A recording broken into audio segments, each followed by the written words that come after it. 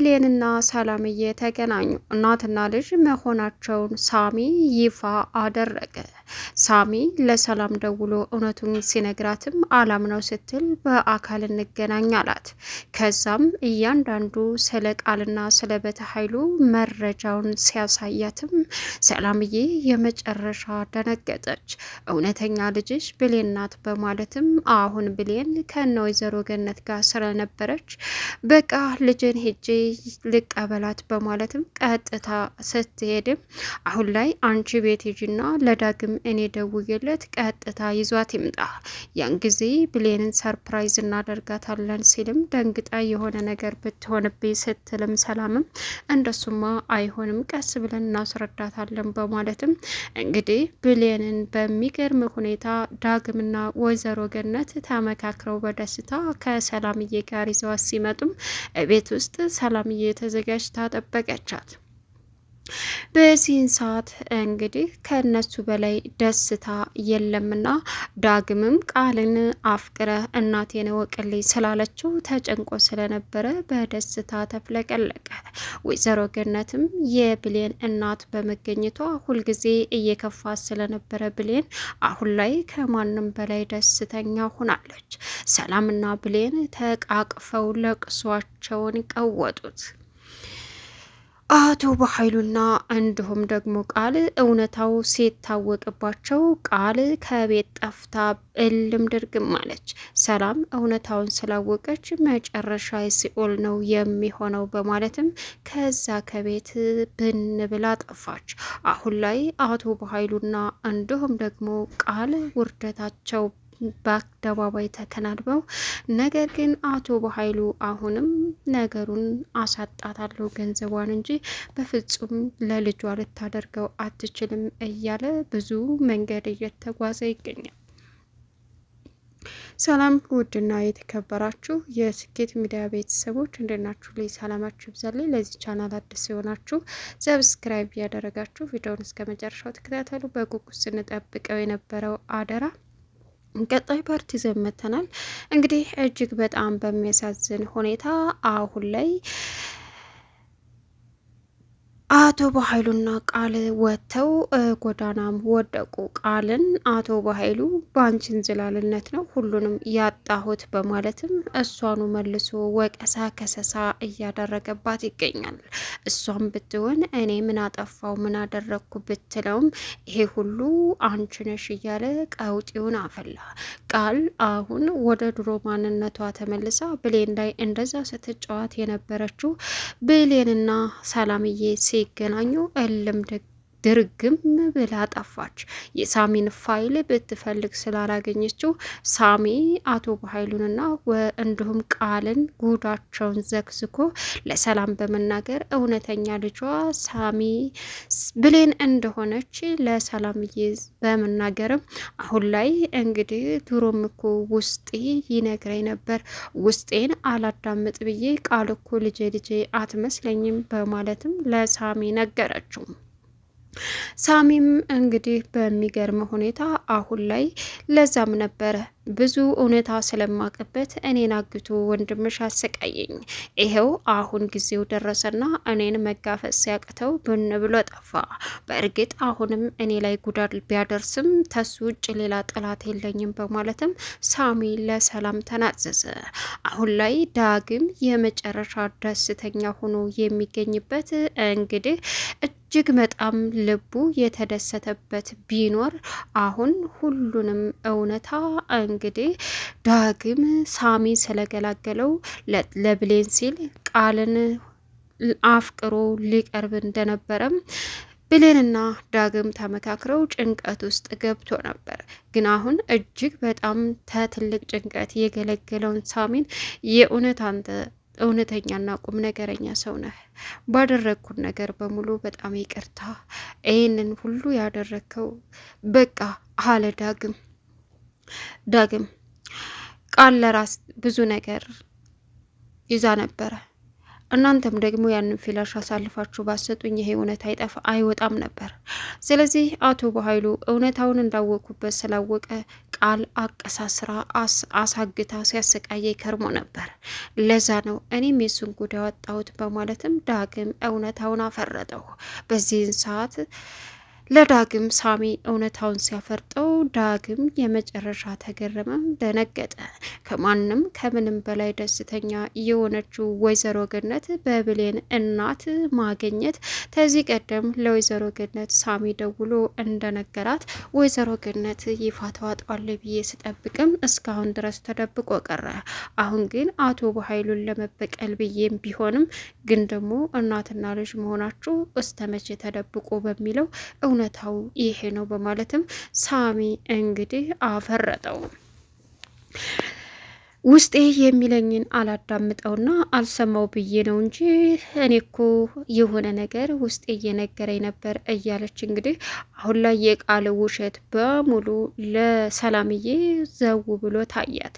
እሷም እያለቀሰች እንግዲህ ብትገኝም ግን ደግሞ እጅግ በጣም ደስ የሚል እንደሆነና አሁን ላይ ሁለታቸውም ህይወታቸውን ደስ በሚል ሁኔታ ወደፊት መምራት እንዳለባቸው ግን ደግሞ አሁን ብሌን እዩልሽ እማዬ እኔ አንቺን በጣም እወድሽ ነበር መጀመሪያውንም እኔ ይሄን አላምንም እያለች ብሌን ማልቀሷን ጀመረች። ግን ደግሞ ወይዘሮ ሰላምም እንደዛው ስትላትም አንድ ደግሞ የተደበቀ ነገር አለ። ምንድን ነው እሱ? እዩልሽ ቃልና በኃይሉ ሄለንን አግተዋታል። የት ቦታ እንደወሰዷት አላቅም። ትልቅ ችግር ውስጥ ናት። ሄለን ለእኔ ልትነግረኝ ስትል በዚህ ደግሞ መጣችሁ ብዬ ሄለንን አመናጨኳት። ከዛም እውነታውን ላንቺ ልትነግር በተዘጋጀችበት ሰዓት ቃል አንቺን ተመስላ ሳሎን በመተኛት ላንቺ የምትነግረውን አንቺ ስለመሰልሻት ሁሉንም ሚስጥር አውጥታ ነገረቻት። በዚህን ሰዓት ቃል ተነስታ ሁሉንም ነገር ለሰላም ልነግሪያን ነበር አንቺ ከሃዲ እርኩስ በማለትም ሁለቱ ሲጨቃጨቁ ብዙ ሚስጥር ሰማው። ግን ደግሞ ብሌንም ሆነ ሰላምም ሳያውቁ መኖር የለባቸውም። ሁሉንም እውነታ ለሰላም እነግራታለሁ ስትልም አሁን ምንም ማድረግ አትችይም፣ በኃይሉ እየመጣ ስለሆነ ይቀብርሻል አለቻት። አቶ በኃይሉ እኔን እንግዲህ እቃ ግዥ ብሎ ወደ ሱቅ ልኮ ስመለስ ሄለንን እልም ግም አድርገዋታል። አንጡ ወይትን አስላቸውም ምን አባሽ አገባሽ ሲሉኝ አለዛም ማደርገውን ታውቃላችሁ፣ ሚስጥራችሁን አውጣዋለሁ ስላቸውም ምን አባሽ ልታመጭ ነው የትኛውን ሚስጥር በማለትም በእናቴ በገነት አስፈራሩኝ፣ እንገላታለን በማለትም ስቃይን አሳዩኝ። ከዛ እኔም ዝም አልኩኝ። ላንቺም እውነታውን መናገር የከበደኝ ያንቺ ልጅ መሆኔ ባላቅም ልጅሽ ግን ቃል እንዳልሆነች በደንብ ስለማቅ አቶ በኃይሉ ሆን ብሎ እየተጫወተብሽና ንብረትሽን አንቺ በሷ ስም ካዞርሽ በኋላ እንደሚገሉሽ ሲነጋገሩ ሙሉውን ስለሰማውኝ አንቺን እየጠበኩሽ ነበረ በማለትም ብሌን ለሰላም እንግዲህ የተፈጠረውን ነገር በሙሉ ዘረገፈችው። ሰላምዬ አሁን ላይ ልጇ ሰራተኛ ሆና ስታገለግላት የከረመችው እንዲሁም ደግሞ ልጇ ያልሆነችው ልጇን ስታሰቃይባት መከራዋን ስታሳያት የከረመችው በጸጸት እያቃጠላት ይገኛል። እነዚህን ሁለት አረመኔ ሰዎች በፍጹም ዝም ልል አልችልም፣ ግዴታ ዋጋቸውን ማግኘት አለባቸው፣ ክስ መሰርታለሁ ብላ ሰላምም ተነስታለች። ነገር ግን ለጊዜው ደስታችሁን አጣጥሙ፣ ነገር ግን አሁንም አቶ በኃይሉ መቼም ቢሆን ሊተውሽና ሊለቅሽ እንደማይችል ምንም ጥርጥር የለውም በማለትም ሳሚ ተናገረ። በዚህን ሰዓት ዳግም ከዚህ በኋላ እናቴንም ሆነ እንዲሁም ደግሞ ከሰላምና ከብሌን ጎን ድርሽ እንዳይል እጠብቃቸዋለሁ ሲልም አንተንም እኮ ሊገል ይፈልጋል አይደለም ለነሱ ልኮን አቶ በኃይሉ በጣም እጁ ረዥም የሆነ አረመኔ ጨካኝ ሰው ነው፣ ራስን ብጠብቅ ነው የሚሻለህ በማለትም ዳግም ሳሚ ለዳግም ምክሩን ለገሰ። ከዛ በፊት እሱን እንዲሁም ደግሞ ቃልን እስከ ዛሬ ሲጫወቱብኝ የነበሩትን እናም ብዙ ነገሩን ሳደርግ የኖርኩትን ድጋሚ አምጥተው እንዲከፍሉኝ አድርጌ እስር ቤት ነው ምከታቸው ስትልም ሰላም እዩልሽ ሰላም አለ ዳግም። ቃል አቶ በኃይሉን እስር ቤት የከተተችው እሷ ናት።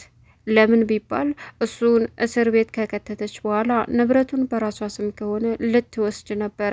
ወንጀሉን አሳልፋ በመስጠት በጣም ብዙ ወንጀል እና የሚያስጠላ አስቀያሚ ወንጀል እንዳለበት ፊላሹን ለሌላ ሰው ሰጥታ ታስሮ ነበር። የታሰረውን ምክንያት በዚህ ነው። ነገር ግን ደግሞ እጁ ረጅም ስለሆነ ያንን ሁሉ ወንጀል ፈጽሞ ምንም ሳይደረግ ትንሽ ጊዜ ታስሮ በነጻ ወጣ ሲላትም ሳሚ ምን አለች?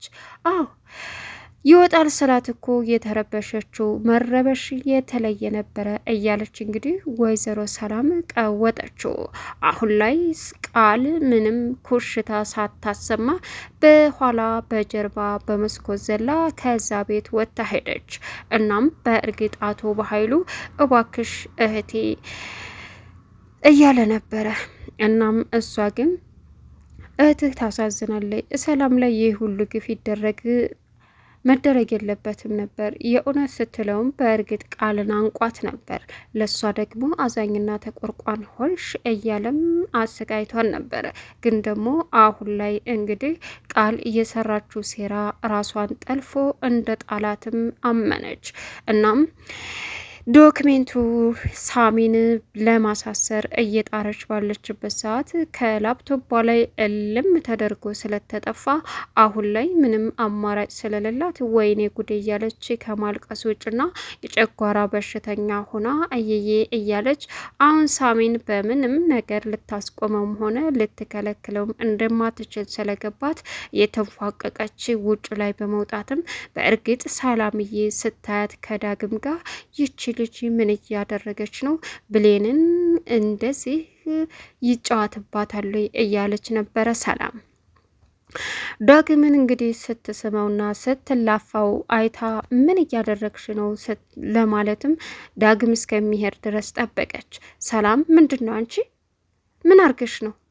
ምን እየሆንሽ ነው ስትላትም እማዬ ጨጓራዬን አሞኝ መድኃኒት እየሰጠኝ ነው አለች ቃል። ኧረ እባክሽ ውጭ ላይ ይሄ የብሌን አልነበር እንዴ? አንቺ ጋር ደግሞ ምን ያደርጋል? በሁለታችሁም ስሜት ላይ እየተጫወተ ነው። አገኘዋለሁ የወራዳ ስትልም ቃል የመጨረሻ ንግግሯ ማሚ ዳግምን በጣም ወዷለሁ፣ በምንም ይሁን በምንም የራሴ አደርገዋለሁ ብላ ተናገረች። በዚህ ሰዓት አሁን ዳግም ወዶ እንዳልሆነ ከቃል ጋር ያንን የሚያደርገው ብሌን ለሰላም አስረዳቻት። በዚህን ሰዓት አሁን ሁለቱ በደስታ እያነቡ ይገኛሉ።